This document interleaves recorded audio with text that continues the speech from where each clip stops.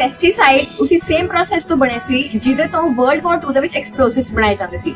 In fact, history ਵਿੱਚ ਕਾਫੀ blast ਇਹੋ ਜਿਹੇ ਹੋਏ ਨੇ ਜਿਨ੍ਹਾਂ ਵਿੱਚ ਫਰਟੀਲਾਈਜ਼ਰ ਬੰਬਸ ਯੂਜ਼ ਕੀਤੇ ਗਏ ਸੀ। For example Hyderabad blast, Afghanistan blast. So ਆ ਕਹਿਣਾ ਗਲਤ ਨਹੀਂ ਹੋਊਗਾ ਕਿ ਜਿਹੜੇ ਪੈਸਟੀਸਾਈਡ ਨੇ ਉਹਨਾਂ ਦੇ ਸੈਂਸਸ ਐਕਚੁਅਲੀ ਐਕਸਪਲੋਸਿਵ ਸੀਗੇ।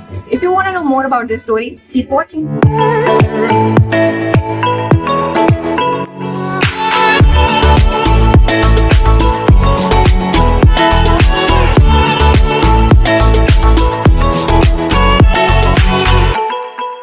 ਹੋਰ ਕੀ ਬੰਦਾੜੀ ਜਿਹੜੀ ਤੁਸੀਂ ਹੁਣੇ ਕੋਟੇਸ਼ਨ ਪੜ੍ਹ ਕੇ ਹਟੇ ਹੋ ਆ ਐਕਚੁਅਲੀ ਬੁੱਕ ਤੋਂ ਵਿੱਚੋਂ ਲਿੱਤੀ ਗਈ ਸੀ ਜਿਹਦਾ ਨਾਮ ਹੈ silent spring which was published in 1962। ਇਹਦੀ ਆਥਰ ਸੀ ਰਿਚਰਡ ਕਾਰਸਨ ਜੋ ਕਿ ਇੱਕ ਅਮਰੀਕਨ ਮਰੀਨ ਬਾਇਓਲੋਜਿਸਟ ਹੈ and this book ignited a movement surrounding the subject of chemical use in farming and ਉਹਦੇ effect environment and human health ਤੇ ਕੀ ਪੈ ਰਹੇ ਸੀਗੇ। ਹਿਊਮਨ ਹੈਲਥ ਤੇ ਕੀ ਅਸਰ ਪੈ ਰਿਹਾ ਉਹਦੀ ਗੱਲ ਆਪਾਂ ਬਾਤ ਕਰਾਂਗੇ ਪਰ ਆਪਾਂ ਥੋੜਾ ਪਹਿਲਾਂ ਪੈਸਟੀਸਾਈਡ ਬਾਰੇ ਜਾਣਦੇ ਹਾਂ। ਪੈਸਟੀਸਾਈਡ ਜਿਹੜਾ ਉਹ ਦੋ ਵਰਡ ਤੋਂ ਬਣਦਾ ਹੈ, pest which means insect and side which means to kill। Pesticide ਜੋ ਹੁੰਦੇ ਨੇ ਉਹ ਡਿਫਰੈਂਟ ਟਾਈਪ ਦੇ ਹੁੰਦੇ ਨੇ ਡਿਪੈਂਡਿੰਗ ਅਪਨ ਕਿ ਉਹ ਕਿਹੜੀ ਚੀਜ਼ ਨੂੰ ਟਾਰਗੇਟ ਕਰ ਰਹੇ ਨੇ। ਫॉर एग्जांपल ਇਨਸੈਕਟੀਸਾਈਡ ਜਿਹੜੇ ਹੁੰਦੇ ਨੇ ਉਹ ਇਨਸੈਕਟਸ ਨੂੰ ਕਿਲ ਕਰਦੇ ਨੇ। ਹਰਬੀਸਾਈਡ ਜਿਹੜੇ ਹੁੰਦੇ ਨੇ ਉਹ ਵੀਡ ਜਾਂ ਗ੍ਰਾਸ ਵਾਸਤੇ ਹੁੰਦੇ ਨੇ। ਇਸ ਤੋਂ ਇਲਾਵਾ rodenticides for rodents such as mouse and rats, fungicide for fungus, fumigants ਜਿਹੜੇ ਹੁੰਦੇ ਨੇ ਉਹ ਧੂਏ ਦੇ ਰੂਪ ਚ ਹੁੰਦੇ ਨੇ and there's some more। ਇਸ ਤੋਂ ਇਲਾਵਾ WHO ਨੇ ਵੀ ਕਲਾਸੀਫਿਕੇਸ਼ਨ ਕੀਤੀ ਹੈ ਪੈਸਟੀਸਾਈਡਸ ਦੀ based upon their hazardous level ਕਿ ਉਹ ਕਿੰਨੇ ਟੌਕਸਿਕ ਨੇ। ਇਹਦੇ ਵਿੱਚ ਜਿਹੜੀ ਕਲਾਸ 1A and 1B ਹੈ they are the most toxic। ਜਿਹੜੀ ਸੈਕੰਡ ਕਲਾਸ ਹੈ that is moderately hazardous, third ਵਾਲੀ slightly and ਜਿਹੜੀ U ਹੈ that is unlikely to be hazardous at normal level। Here the list of pesticides ਜਿਹੜੇ actually Punjab ਵਿੱਚ use ਹੁੰਦੇ ਨੇ and ਇਹਨਾਂ ਵਿੱਚੋਂ ਇੱਕ ਪੈਸਟੀਸਾਈਡ ਜਿਹਦਾ ਟ੍ਰੇਡ ਨੇਮ ਹੈ ਬੋਲਵਨ ਜਾਂ ਮੋਨੋਸਿਲ ਆ ਕਾਫੀ ਵੈਰਾਈਟੀ ਆਫ ਕ੍ਰੌਪਸ ਵਿੱਚ ਯੂਜ਼ ਹੁੰਦਾ ਹੈ, ਝੋਨੇ ਤੋਂ ਲੈ ਕੇ ਕਪਾਹ ਤੱਕ, सिट्रस फ्रूट्स ਤੋਂ ਲੈ ਕੇ ਸਰੋਂ ਤੱਕ। ਐਂਡ ਆਹ ਪੈਸਟੀਸਾਈਡ ਐਕਚੁਅਲੀ ਕਲਾਸ 1B ਨੂੰ ਬਿਲੋਂਗ ਕਰਦਾ ਹੈ which is highly hazardous। ਇਹਨਾਂ ਚੋਂ ਮੈਜੋਰਿਟੀ ਆਫ ਪੈਸਟੀਸਾਈਡ ਸੀ ਜੋ ਕਲਾਸ 2 ਨੂੰ ਬਿਲੋਂਗ ਕਰ ਰਹੇ ਸੀ which is moderately hazardous and then there were the rest which belong to the unlikely to be hazardous class। ਕਿਹੜਾ ਪੈਸਟੀਸਾਈਡ ਯੂਜ਼ ਹੋਣਾ ਹੈ ਕਿੰਨੀ ਅਮਾਉਂਟ ਯੂਜ਼ ਹੋਣਾ ਹੈ ਐਕਚੁਅਲੀ ਦੋ ਸਟੈਪਸ ਤੇ ਰੈਗੂਲੇਟ ਹੁੰਦਾ ਹੈ। ਪਹਿਲੀ ਜਦੋਂ ਫਸਲ ਉਗਣੀ ਹੈ ਐਂਡ ਸੈਕੰਡਲੀ ਜਦੋਂ ਮੈਨੂਫੈਕਚਰਿੰਗ ਹੋ ਜਾਂਦੀ ਪ੍ਰੋਸੈਸਿੰਗ ਹੋ ਜਾਂਦੀ ਹੈ ਉਸ ਤੋਂ ਬਾਅਦ ਜਿਹੜੀ ਪ੍ਰੋਡਕਸ਼ਨ ਸ਼ੈਲਫਸ ਤੇ ਚਲੇ ਜਾਂਦੇ ਨੇ for consumers to buy. International ਜਿਹੜੀ ਲਿਮਿਟਸ ਨੇ ਉਹ WHO ਸੈਟ ਕਰਦਾ but अपनी countries there is Ministry of Agriculture and Farmers Welfare, they are the ones जो कि registered pesticides की list देते हैं। Along with that they also provide the list for the banned pesticides in India। Consumer level ते जड़ी organization आह standard maintain रखती है that is FSSAI, food safety and standard authority of India. ऐसा लोगों शायद तुसी काफी बार प्रोडक्ट्स देखा भी होगा। FSSAI MRL सेट कर दिया which is maximum residual limit। वैसे तो पेस्टिसाइड रेजिड्यू होना नहीं चाहिए पर जो है तो इस लिमिट तो थल्ले ही होना चाहिए। अनफॉर्चुनेटली 2019 FSSAI ने एक रिपोर्ट लॉन्च की थी regarding the pesticide residue in India. ਇਹਦੇ 27 accredited laboratories ने पार्टिसिपेट किया थी from different parts of India and then एक different food groups ਦੇ सैंपल्स कलेक्ट ਕੀਤੇ ਸੀ। in total 2660 samples were collected ਜਿਨ੍ਹਾਂ ਚੋਂ 4510 ਸੈਂਪਲਸ ਦੇ ਵਿੱਚ ਪੈਸਟੀਸਾਈਡ ਰੈਜ਼ੀਡਿਊ ਪਾਇਆ ਗਿਆ ਸੀ। ਇਹਨਾਂ ਵਿੱਚੋਂ ਵੀ ਅੱਗੇ 523 ਸੈਂਪਲ ਇਹੋ ਜਿਹੇ ਸੀ ਜਿਹੜੇ ਕਿ MRL ਲਿਮਿਟ ਨੂੰ ਕ੍ਰਾਸ ਕਰ ਰਹੇ ਸੀਗੇ। ਮੋਸਟ ਆਫ ਦਾ ਟਾਈਮ ਆਹ ਦੇਖਿਆ ਗਿਆ ਕਿ ਸਬਜ਼ੀਆਂ, ਮਸਾਲੇ ਤੇ ਚਾਵਲ frequently MRL limit cross ਕਰਦੇ ਨੇ। Moreover, according to a 2011 report, 67 pesticide India ਚ ਇਹੋ ਜਿਹੇ ਯੂਜ਼ ਹੋ ਰਹੇ ਸੀ ਜੋ ਕਿ ਬਾਕੀ ਕੰਟਰੀਜ਼ ਜਾਂ ਬੈਨ ਨੇ ਜਾਂ restricted ਨੇ। In this regard, central government ਨੇ ਕਮੇਟੀ ਸੈਟ ਕੀਤੀ which was headed by CD Mai। In most cases, he recommended a continued use of all these pesticides ਜੋ ਕਿ ਬਾਕੀ ਕੰਟਰੀਜ਼ ਦੇ ਵਿੱਚ ਬੈਨ ਸੀਗੇ। 2 ਸਾਲ ਬਾਅਦ ਇੱਕ ਨਵੀਂ ਕਮੇਟੀ ਬਣੀ which was Anupam Verma Committee। ਇਸ ਕਮੇਟੀ ਨੇ 66 pesticides ਦੁਬਾਰਾ ਰਿਵਿਊ ਕੀਤੇ and in 2018 they banned 18 of these pesticides। Last year ਇਹਨਾਂ ਨੇ ਹੋਰ 27 pesticides ਜਿਹੜੇ ਸੀ ਉਹ shortlist ਕਰ ਲਏ to be banned ਕਿਉਂਕਿ ਆ ਡਿਸੀਜਨ pesticide manufacturing industry ਨੂੰ directly affect ਕਰ ਰਹੀ ਸੀ। They did give a time for 45 days asking these industries if they had any objection with the ban। ਤੇ ਉਦੋਂ ਹੀ ਹੋਇਆ। The president of Pesticide Manufacturers and Formulators Association of India ਕਿੱਡਾ ਲੰਬਾ ਨਾਮ ਹੈ ਪ੍ਰਦੀਪ ਦੇਵ, he said ਜਿਹੜੇ ਆ ਪ੍ਰੋਡਕਟਸ ਬੈਨ ਕਰਨ ਨੂੰ ਫਿਰਦੇ ਆ ਨਾ ਇਹਨਾਂ ਦਾ ਮਾਰਕੀਟ ਸਾਈਜ਼ ਪਤਾ ਤੁਹਾਨੂੰ 40 ਤੋਂ 50 ਬਿਲੀਅਨ ਰੁਪਈਸ ਹੈ। ਸਾਡੇ ਢਿੱਡ ਦੇ ਲੱਕ ਮਾਰਨ ਨੂੰ ਫਿਰਦੇ ਤੁਸੀਂ। ਤੇ ਵੈਸੇ ਵੀ ਆਹ 30-40 ਸਾਲਾਂ ਚ ਨਾ ਕਿਸੇ ਕਿਸਾਨਾਂ ਨੇ ਕੰਪਲੇਂਟ ਕੀਤੀ ਸਾਨੂੰ ਇਹਦੇ ਅਗੇਂਸਟ। ਹਾਂ ਜੇ ਮਿਸਯੂਜ਼ ਕਰ ਰਹੇ ਨੇ ਫਿਰ ਸਾਡੇ ਹੱਥ ਨਹੀਂ ਆ ਉਹਦੀ ਹੀ ਗੱਲ ਕਰਦੇ ਸੀ। ਪਰ ਤੁਹਾਨੂੰ ਪਤਾ ਵੀ ਹੈ ਇਹਦੇ ਜਿਹੜੇ ਰਿਪਲੇਸਮੈਂਟਸ ਨੇ ਇਹਨਾਂ ਪੈਸਟੀਸਾਈਡ ਜਿਹੜੇ ਆਲਟਰਨੇਟਿਵਸ ਨੇ ਕਿੰਨੇ ਮਹਿੰਗੇ ਨੇ 3 ਤੋਂ 6 ਗੁਣਾ ਮਹਿੰਗੇ ਨੇ। ਜੇ ਬੇੜਾ ਗਰਕ ਕਰਦਾ ਨਾ ਕਿਸਾਨਾਂ ਦਾ ਗੱਲਾਂ ਕਰਦੇ ਹੋ ਬੈਨ ਕਰ ਲੋ ਫਿਰਦੇ ਨੇ। ਵੈਲ ਥੋੜੀ ਗੱਲ ਉਹਨਾਂ ਦੀ ਸਹੀ ਵੀ ਸੀਗੀ। ਜਿਹੜੇ ਆ 27 ਪੈਸਟੀਸਾਈਡ ਨੇ ਆ ਐਕਚੁਅਲੀ ਕੰਪੈਰੀਟਿਵਲੀ ਕਾਫੀ ਚੀਪ ਨੇ। ਇਹਨਾਂ ਦੀ ਕਾਸਟ 350 ਤੋਂ ਲੈ ਕੇ 450 ਰੁਪਏ ਹੈ ਪਰ ਲੀਟਰ ਆਫ ਦੈਟ ਪੈਸਟੀਸਾਈਡ। जबकि ਜਿਹੜੇ ਇਹਨਾਂ ਦੇ alternatives ਨੇ ਜੋ ਕਿ mostly imported ਹੁੰਦੇ ਨੇ ਉਹਨਾਂ ਦੀ cost 1200 ਲੈ ਕੇ 2000 ਰੁਪਏ ਤੱਕ ਹੈ for 1 ਲੀਟਰ। ਮਿਸਟਰ ਡੇਵ ਨੇ ਆ ਤਾਂ ਕਹਿਤਾ ਕਿ ਕਿਸਾਨਾਂ ਵਾਲੇ ਪਾਸੇ ਕੋਈ ਸਾਨੂੰ ਸ਼ਿਕਾਇਤ ਨਹੀਂ ਆਈ ਕਿਸਾਨਾਂ 'ਚ, ਪਰ ਉਹਨਾਂ ਨੇ ਆ ਨਹੀਂ ਦੱਸਿਆ ਕਿ ਕੰਜ਼ਿਊਮਰ ਵਾਲੇ ਪਾਸੇ ਦੀ ਸਟੋਰੀ ਕੀ ਹੈ ਕਿ ਜਿਵੇਂ ਜਿਵੇਂ ਜਨਰੇਸ਼ਨ ਵੱਧ ਰਹੀ ਹੈ ਬਿਮਾਰੀਆਂ ਦਾ ਨੰਬਰ ਵੱਧ ਰਿਹਾ ਹੈ। There are new diseases ਜਿਹੜੀ ਪਹਿਲਾਂ ਨਹੀਂ ਹੁੰਦੀਆਂ ਸੀ, wheat allergy, celiac disease ਕਹਿੰਦੇ ਨੇ ਜਿਹਨੂੰ, ਜਾਂ lactose intolerance। 10-10 ਸਾਲ ਛੋਟੇ ਬੱਚਿਆਂ ਨੂੰ celiac disease ਵੀ ਹੈ, ਡਾਇਬੀਟੀਜ਼ ਤੱਕ ਹੈ। ਆ ਬਿਮਾਰੀਆਂ ਜਿਹੜੀਆਂ ਨੇ ਨਾ ਸਾਡੇ ਟਾਈਮ ਵਿੱਚ ਹੁੰਦੀਆਂ ਸੀ, ਐਡੇ ਡਿੱਕੜੇ ਤੇ ਪੱਕੇ ਚੱਕਲੇ ਲੈ ਜਾਂਦੀ ਹੁੰਦੀ ਸੀ ਮੈਂ ਜਦੋਂ ਜਵਾਨੀ ਵਾਲਾ ਚੋਰ ਸੀ ਵਿੱਚ ਜਾਲਮਾ। ਅੱਜ ਕੱਲ ਦੀ ਪੀੜ੍ਹੀਆਂ ਤਾਂ ਖਾਲੀ ਨੇ ਜਮਾਈ ਨਾ ਤੁਹਾਨੂੰ ਦੱਸਾਂ। Well, the babies and baboos do have a point. There was an article which was published in a reputable journal which claimed that indiscriminate use of pesticides, especially the insecticide class nu belong kar rahe si, they did had an adverse effect on nervous, endocrine, reproductive and immune system. Besides, there is a relationship which has been established between allergies and pesticides. In a study from US, they found out that chlorine, jehda ki pesticides and tap water which paya janda si, it made people more prone to allergies. ਇਸ ਤੋਂ ਇਲਾਵਾ ਜਿਹੜੇ pesticides ਨੇ they do get leached into the water, especially groundwater, and makes it toxic. Apart from that, unfortunately, Punjab has become the hub for cancer. हर साल the prevalence is in thousands. In fact, there is a train which leaves from Bathinda to Bikaner at 9:25 AM daily. इस train का नाम cancer train है because 60% of its passengers have cancer. वैसे तो इस train की ticket 210 रुपए है, पर for cancer patient it is free. ਤੁਸੀਂ ਪੁੱਛਣਾ ਹੋ ਕਿੱਥੇ ਜਾਂਦੇ ਨੇ? Hello Bikaner Bella Hospital, Acharya Tulsi Regional Cancer Hospital and Research Center. This institution actually covers the benefit which comes under a scheme called the Mukh Mantri Punjab Cancer Rahat Kosh scheme. ਇਸ scheme ਦੇ under treatment is free and medicines are cheap. ਜੇ ਆਪਾਂ ਗੱਲ ਕਰੀਏ lifestyle disorders ਦੀ, ਜਿਵੇਂ ਕਿ ਦਿਲ ਦੀ ਬਿਮਾਰੀਆਂ ਨੇ, ਸ਼ੂਗਰ ਹੈ, ਓਬੈਸਿਟੀ ਹੈ, ਤਾਂ ਉਹਨਾਂ ਦਾ ਵੀ ਇੱਕ ਲਿੰਕ ਹੈ ਪੈਸਟੀਸਾਈਡਸ ਨਾਲ। Although ਕਾਫੀ ਲੋਕ ਇਹੋ ਜਿਹੀ ਬਿਮਾਰੀਆਂ ਲਈ ਲਾਈਫਸਟਾਈਲ ਨੂੰ ਰਿਸਪੌਂਸਿਬਲ ਕਹਿੰਦੇ ਨੇ, but actually the lifestyle makes just a tip of the iceberg. ਦਿਲ ਦੀ ਬਿਮਾਰੀਆਂ ਨੂੰ ਮੈਡੀਕਲ ਟਰਮਸ ਕਾਰਡੀਓਵੈਸਕੂਲਰ ਡਿਜ਼ੀਜ਼ ਕਹਿੰਦੇ ਨੇ ਜਾਂ CVD। There is a graph which shows that in 1962 CVD the prevalence ਸਿਰਫ 1% ਸੀ, but 1975 ਤੱਕ ਆਹ prevalence 3 ਗੁਣਾ ਜ਼ਿਆਦਾ ਵੱਧ ਚੁੱਕੀ ਸੀ। ਸ਼ਾਇਦ ਕੀ ਹੋਇਆ ਸਾਲਾਂ ਦੇ ਵਿੱਚ ਕਿ prevalence ਇੰਨੀ ਜ਼ਿਆਦਾ spike ਕਰ ਗਈ? Green Revolution, ਹਰੀ ਕ੍ਰਾਂਤੀ। Here's another graph which shows the consumption of pesticides in India. You can see 1965 ਜਿਸ ਸਾਲ green revolution ਆਇਆ ਸੀ, ਉੱਥੋਂ ਤੋਂ ਲੈ ਕੇ 1975 ਤੱਕ there is a huge leap in the pesticide use. And ਇਸ ਤੋਂ ਬਾਅਦ ਹੀ CVD ਦੇ ਕੇਸਿਸ ਜਿਹੜੇ ਸੀਗੇ ਉਹ 4 ਗੁਣਾ ਤੱਕ ਵੱਧ ਗਏ ਸੀਗੇ। Not just that, ਜੇ ਆਪਾਂ ਡਾਇਬੀਟੀਜ਼ ਦੀ ਗੱਲ ਕਰੀਏ, specifically type 2, ਤਾਂ ਸਭ ਤੋਂ ਪੁਰਾਣਾ ਡਾਟਾ ਜੋ ਮੈਨੂੰ ਮਿਲਿਆ ਸੀ was from 1966 of Chandigarh.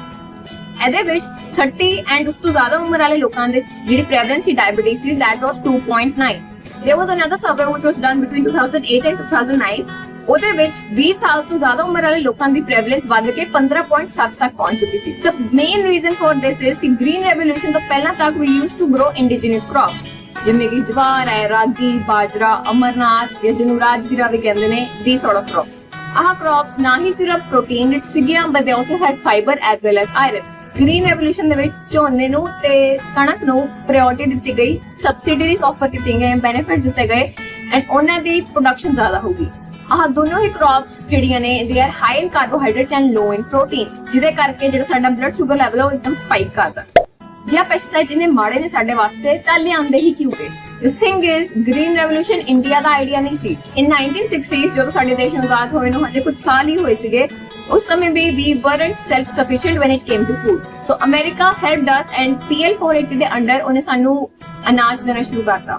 But due to some differences in political opinions, ਇੱਕ ਟਾਈਮ ਤੋਂ ਬਾਅਦ ਉਹਨੇ ਫੇਰ ਪੱਲਾ ਖਿੱਚ ਲਿਆ। ਜਦੋਂ ਇੰਡੀਆ ਨੇ ਵਾਪਸ ਰਿਕੁਐਸਟ ਕੀਤੀ to start the PL 480 again, ਤਾਂ ਅਮਰੀਕਾ ਨੇ ਇੱਕ ਸ਼ਰਤ ਰੱਖੀ। ਸ਼ਰਤ ਆ ਸੀ ਕਿ ਜੇ ਅਸੀਂ self sufficient ਬਣਾਂਗੇ ਉਦੋਂ ਹੀ ਸਟਾਰਟ ਕਰੇਗਾ। ਸੋ ਇੰਡੀਆ ਨੇ ਪੁੱਛਿਆ ਕਿ ਕੀ ਕਰਨਾ ਚਾਹੀਦਾ ਸਾਨੂੰ ਸੈਲਫ ਸਫੀਸ਼ੀਐਂਸੀ ਲਈ, ਤੇ ਅਮਰੀਕਾ ਸਾਈਡ ਕਿ ਸਾਨੂੰ ਹਾਈ ਯੀਲਡਿੰਗ ਵੈਰਾਈਟੀ ਸੈਂਡ ਕਰੂਗਾ। ਆਹ ਵੈਰਾਈਟੀਜ਼ ਇਹੋ ਜਿਹੀਆਂ ਹੁੰਦੀਆਂ ਸੀ ਜਿਨ੍ਹਾਂ ਨੂੰ ਜੇ ਪਾਣੀ ਕਾਫੀ ਦੋ ਤੇ ਇਹਨਾਂ 'ਚ ਕਾਫੀ ਸਾਰਾ ਪੈਸਟੀਸਾਈਡ ਵਗੈਰਾ ਪਾਓ ਤੇ ਇਹਨਾਂ ਦੀ ਜਿਹੜੀ ਯੀਲਡ ਹੁੰਦੀ ਸੀ, ਜਿਹੜਾ ਆਊਟਪੁੱਟ ਹੁੰਦਾ ਸੀ, ਉਹ ਕਾਫੀ ਜ਼ਿਆਦਾ ਹੁੰਦਾ ਸੀਗਾ, and it will help our people to be self sufficient. And India was like America ਕਿੰਨਾ ਖਿਆਲ ਰੱਖਦਾ ਸਾਡਾ, ਹਾਏ ਰੱਬਾ। ਨੋ, ਅਮਰੀਕਾ ਦਾ ਆਹ ਕੋਈ ਮੋਟਿਵ ਨਹੀਂ ਸੀ। The only reason why America did send pesticides to India was because at that point it was the largest manufacturer of these pesticides. ਉਹਨੂੰ ਇੱਕ ਬਹੁਤ desperate and promising market ਦਿਖ ਰਹੀ ਸੀ ਆਪਣੇ same pesticides ਲਈ, ਪਰ ਅਮਰੀਕਾ ਕੋਲ ਪੈਸਟੀਸਾਈਡ ਕਿੱਥੋਂ ਆਏ? ਦ ਥਿੰਗ ਇਜ਼, ਜਦੋਂ ਵਰਲਡ ਵਾਰ 2 ਹੋਈ ਸੀ ਤਾਂ ਉਦੋਂ ਫੈਕਟਰੀਜ਼ ਜਾਂ ਕਾਰਖਾਨੇ ਜਿਨ੍ਹਾਂ ਚ ਐਕਸਪਲੋਸਿਵ ਬਣਾਏ ਜਾਂਦੇ ਸੀਗੇ, ਉਹਨਾਂ ਨੂੰ ਸ਼ਟ ਡਾਊਨ ਕਰਨ ਦਾ ਉਹਨਾਂ ਨੂੰ ਕੋਈ ਰੀਜ਼ਨ ਨਹੀਂ ਦਿਖ ਰਿਹਾ ਸੀ। ਸੋ ਵਾਟ they did, they commercialized it to making pesticides.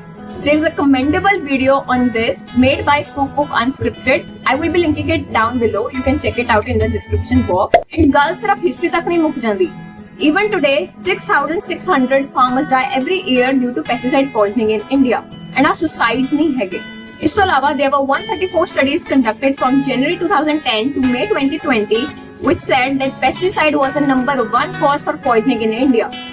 Adults ਵਿੱਚ ਆਹ ਨੰਬਰ 65% ਸੀਗਾ when it came to poisoning and in children it was 22. ਇਸ ਤੋਂ ਇਲਾਵਾ North India made up to 79% of the rate. ਹੁਣ ਤੁਸੀਂ ਪੁੱਛੋਗੇ ਬਈ ਸੋਲੂਸ਼ਨ ਕੀ ਹੈ ਇਸ ਚੀਜ਼ ਦਾ? ਕੁਝ ਤਾਂ ਕਾਫੀ ਆਬਵੀਅਸ ਨੇ। ਪਹਿਲਾ ਸੋਲੂਸ਼ਨ ਜਿਹੜਾ ਹੋ ਸਕਦਾ ਉਹ ਫਾਰਮਰ ਜਾਂ ਕਿਸਾਨ ਦੇ ਲੈਵਲ ਤੇ ਹੋ ਸਕਦਾ ਹੈ, ਦੂਜਾ ਸਾਡੇ ਲੈਵਲ ਤੇ ਐਸ ਕੰਜ਼ਿਊਮਰ। ਸੋ ਜੇ ਫਾਰਮਿੰਗ ਦੀ ਗੱਲ ਕਰੀਏ ਤਾਂ ਦੋ ਆਪਸ਼ਨਸ ਨੇ, organic farming obviously, second is crop rotation. But ਇਹਨਾਂ ਦੇ ਆਪਣੇ ਪ੍ਰੋਸ ਐਂਡ ਕੌਨਸ ਨੇ। ਜੇ ਆਰਗੈਨਿਕ ਫਾਰਮਿੰਗ ਦੀ ਗੱਲ ਕਰੀਏ ਤਾਂ ਉਹਦੇ ਵਿੱਚ ਕਾਫੀ ਸਾਰੇ ਕ੍ਰਾਈਟੇਰੀਆ ਹੁੰਦੇ ਨੇ which need to be met। ਇਸ ਤੋਂ ਪਹਿਲਾਂ ਤੁਸੀਂ ਆਪਣੇ ਪ੍ਰੋਡਕਟ ਨੂੰ ਕਹੋ ਕਿ ਹਾਂ ਆਰਗੈਨਿਕ ਹੈ। ਫॉर ਐਗਜ਼ਾਮਪਲ 90% ਜਿਹੜਾ ਮੈਟਰ ਆਰਗੈਨਿਕ ਹੋਣਾ ਚਾਹੀਦਾ ਹੈ। ਤੁਸੀਂ ਸਿਰਫ ਆਰਗੈਨਿਕ ਫਰਟੀਲਾਈਜ਼ਰ ਯੂਜ਼ ਕਰ ਸਕਦੇ ਹੋ। ਇਸ ਤੋਂ ਇਲਾਵਾ ਜੇ ਥੋੜਾ ਨਾਲ ਦਾ ਖੇਤ ਹੈ, ਜੇ ਉਹ ਪੈਸਟੀਸਾਈਡ ਯੂਜ਼ ਕਰਦੇ ਨੇ ਤਾਂ ਤੁਹਾਡੇ ਤੇ ਉਹਨਾਂ ਦੇ ਖੇਤ 'ਚ ਕਾਫੀ ਡਿਫਰੈਂਸ ਹੋਣਾ ਚਾਹੀਦਾ ਹੈ ਤਾਂ ਕਿ ਉਹਨਾਂ ਦਾ ਪੈਸਟੀਸਾਈਡ ਰੈਜ਼ੀਡਿਊ ਤੁਹਾਡੀ ਕ੍ਰੌਪ 'ਚ ਨਾ ਆਵੇ। ਸਦਾ ਕਰਕੇ ਕਾਫੀ ਸਾਰੇ ਕ੍ਰਾਈਟੇਰੀਆ ਹੁੰਦੇ ਨੇ ਜੋ ਕਿ actually national program for organic production ਵੱਲੋਂ ਦਿੱਤੇ ਜਾਂਦੇ ਨੇ as well as by FSSAI।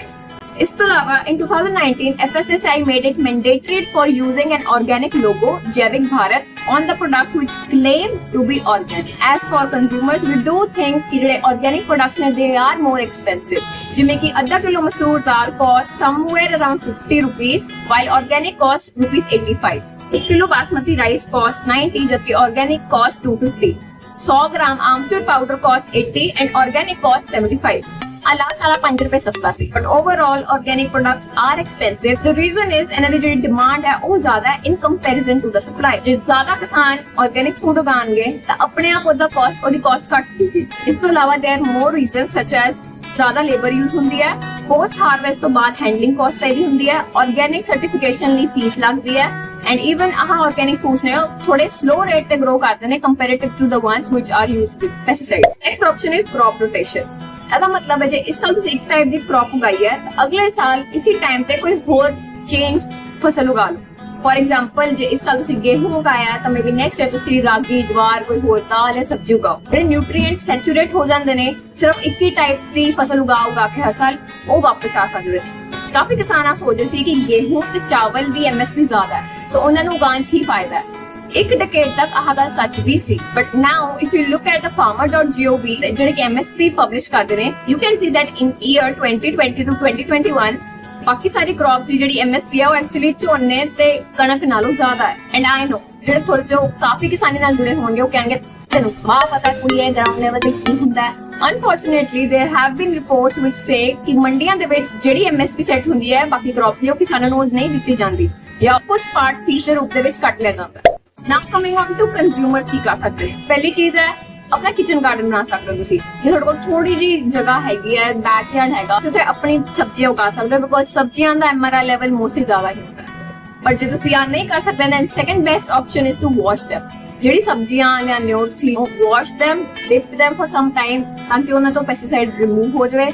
Maybe ਸਾਰਾ ਨਹੀਂ ਹੋਗਾ but at least it will be a little bit better. ਪਰ ਹਰ ਚੀਜ਼ ਨਹੀਂ ਧੋਈ ਜਾ ਸਕਦੀ, ਤੁਸੀਂ ਮਸਾਲੇ ਨਹੀਂ ਧੋ ਸਕਦੇ, ਰਾਈਟ। ਐਂਡ ਥਰਡ ਥਿੰਗ ਜਿਹੜੇ ਸਾਡੇ ਐਗਰੀ ਸਾਇੰਟਿਸਟ ਕਰ ਰਹੇ ਨੇ that is modification, plant breeding, and in the through they are coming up with more disease resistant plants ਜੋ ਕਿ ਜਿਹਨਾਂ ਨੂੰ ਛੇਤੀ ਕੀੜਾ ਨਹੀਂ ਲੱਗਦਾ ਜਾਂ ਫਿਰ ਛੇਤੀ ਖਰਾਬ ਨਹੀਂ ਹੁੰਦੇ। ਇਸ ਤੋਂ ਇਲਾਵਾ PIU ਦੇ ਵਿੱਚ ਕਰੰਟਲੀ ਰਿਸਰਚ ਚੱਲ ਰਹੀ ਹੈ to make a variety of rice, ਇਹੋ ਜਿਹੇ ਚਾਵਲ ਬਣਾਏ ਜਾਣ ਜਿਹੜੇ ਘੱਟ ਪਾਣੀ ਲੈਣ। But at the end of the day ਚਾਵਲ ਕਦੇ ਪੰਜਾਬ ਦੀ ਕ੍ਰੌਪ ਸੀ ਹੀ ਨਹੀਂ। ਕਿਉਂ ਪੈਡੀ ਇਹੋ ਜਿਹੀ ਜਗ੍ਹਾ ਤੇ ਨਹੀਂ ਗਰੋ ਕੀਤੀ ਜਾ ਰਹੀ ਜਿੱਥੇ ਨੈਚੁਰਲੀ ਰੇਨਫਾਲ ਜ਼ਿਆਦਾ ਹੈ, ਜਿੱਥੇ ਆਲਰੇਡੀ ਮੀਂਹ ਜ਼ਿਆਦਾ ਪੈਂਦਾ ਹੈ। ਪੈਸਟੀਸਾਈਡ ਕਰਕੇ ਸਾਡੇ ਪਾਣੀ, ਸਾਡੀ ਮਿੱਟੀ ਤੇ ਸਾਡੀ ਸਿਹਤ ਹੀ ਖਰਾਬ ਹੋ ਰਹੀ ਹੈ। ਪਹਿਲਾਂ ਬ੍ਰਿਟਿਸ਼ਰਸ ਆਏ ਜਿਨ੍ਹਾਂ ਨੇ ਫਾਰਮਿੰਗ ਤੇ ਐਕਸੈਸਿਵ ਟੈਕਸ ਲਾਇਆ, ਉਸ ਤੋਂ ਬਾਅਦ ਅਮਰੀਕਾ ਆਇਆ ਜਿਨੇ ਸਾਡੀ ਮਜਬੂਰੀ ਦਾ ਫਾਇਦਾ ਚੱਕਿਆ and they introduce the pesticides to us ਜੋ ਹੁਣ ਜ਼ਿਆਦਾ ਕੰਮ ਕਰਦੇ ਨੇ ਬਿਨਾਂ ਸਾਨੂੰ ਦੱਸੇ ਕਿ ਇਹਦੇ ਸਾਈਡ ਇਫੈਕਟਸ ਕੀ ਨੇ। And now we have our own manufacturing companies ਜਿਹੜੇ ਕਿ ਆਪਣੇ 40-50 ਬਿਲੀਅਨ ਰੁਪੀਸ ਨਹੀਂ ਗਵਾਉਣਾ ਚਾਹੁੰਦੀ। ਤਾਂ ਸਾਰਿਆਂ 'ਚ ਇੱਕ ਚੀਜ਼ ਕਾਮਨ ਸੀ ਇਹਨਾਂ ਨੂੰ ਕੋਈ ਫਰਕ ਨਹੀਂ ਪੈਂਦਾ ਸੀ ਕਿ ਲੋਕਾਂ ਦੀ ਸਿਹਤ ਤੇ ਕੀ ਹੋ ਰਿਹਾ ਹੈ। ਇਹਨਾਂ ਨੂੰ ਸਿਰਫ ਆਪਣੇ ਪ੍ਰੋਫਿਟਸ ਦਿਖ ਰਹੇ ਸੀ। And that is it for this video you guys। ਤੁਹਾਨੂੰ ਵਧੀਆ ਲੱਗੇ do subscribe to my channel and if you find this informative ਵੀ ਹੈ ਥੋੜੀ funny ਵੀ ਹੈ then give it a like, share with your people। You can also find me on Instagram under same username Hearted। ਇਸ ਤੋਂ ਇਲਾਵਾ I made a previous video, it's about quacks। So 2016 ਵਿੱਚ WHO ਨੇ ਇੱਕ report ਕੱਢੀ ਸੀ which said ਕਿ India ਦੇ ਵਿੱਚ 57% ਡਾਕਟਰ ਨੇ ਉਹ ਜਾਲੀ ਨੇ। Most probably ਤੁਹਾਡਾ ਡਾਕਟਰ ਜਾਂ ਡਾਈਟੀਸ਼ੀਅਨ ਵੀ ਜਾਲੀ ਹੋਊਗਾ। How can you spot them? ਤੇ legally ਤੁਸੀਂ ਇਹਨਾਂ ਲਈ ਕੀ ਕਰ ਸਕਦੇ ਹੋ? Check out this video। I'll see you next time। Until then, be happy, stay enlightened। अस्सलाम वालेकुम। करिए ना पार अजे मीना पा ना किसी ने साडे कमेंट्स कम कराना ही ਹੁੰਦਾ ਹੈ तो बस एक कमेटी सेट किटी सेट किती सेंट्रल गवर्नमेंट कमेटी किती ने 60 साइड इस कमेटी ने 60 साइड पेस्टिसाइड 66 पेस्टिसाइड दोबारा करांगे बाय CD माई CD माई की करी नहीं है कुड़ी एडी बीमारियां लगियां पईयां ने जवाकां नूं लै दसो कोई और है बीमारी लगन दी पेस्टिसाइड्स ये साडे ground waters leak out see ground level underground water ground water